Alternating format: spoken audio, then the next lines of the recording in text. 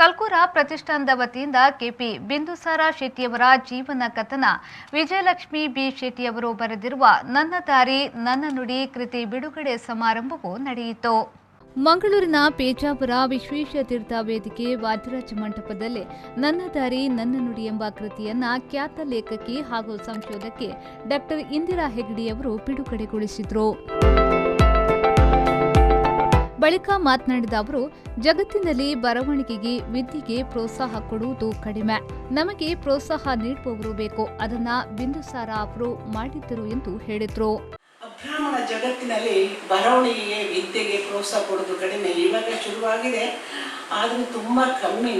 ನಮಗೆ ತಳ್ಳುವವರು ಬೇಕು, ಮುಂದೆ ತೊತ್ತುವವರು ಬೇಕು. ಅದು ಬಿಂದುಸಾರ ಅವರು ಮಾಡಿದರು. ವಿಜಯಲಕ್ಷ್ಮಿ ನನಗೆ ನನ್ನ ಪತಿ ಮಾಡಿದ್ದಾರೆ. ಚಪ್ಪಳೆ ತಟ್ಟಿ ಸಂತೋಷ.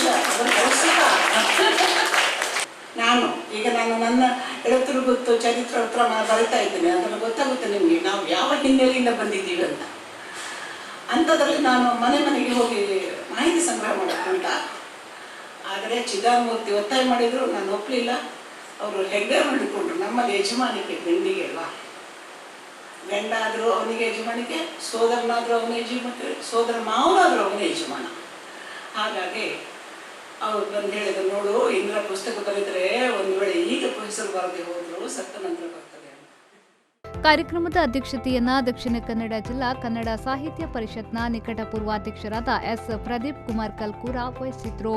ಈ ಸಂದರ್ಭದಲ್ಲಿ ಖ್ಯಾತ ಲೇಖಕಿ ಚಂದ್ರಕಲಾನಂದ ಅವರ, ಹಿರಿಯ ವಿದ್ವಾಂಸರಾದ ಪೊಳಲಿ ನಿತ್ಯಾನಂದ ಕಾರಂತ, ಲೇಖಕಿ ವಿಜಯಲಕ್ಷ್ಮಿ ಬಿ ಶೆಟ್ಟಿ, ಹಿರಿಯ ನ್ಯಾಯವಾದಿಗಳಾದ ಕೆಪಿ ಬಿಂದುಸಾರ ಶೆಟ್ಟಿ, ಕಲ್ಕೂರ ಪ್ರತಿಷ್ಠಾನದ ಅಧ್ಯಕ್ಷರು ಸದಸ್ಯರು ಉಪಸ್ಥಿತರಿದ್ದರು.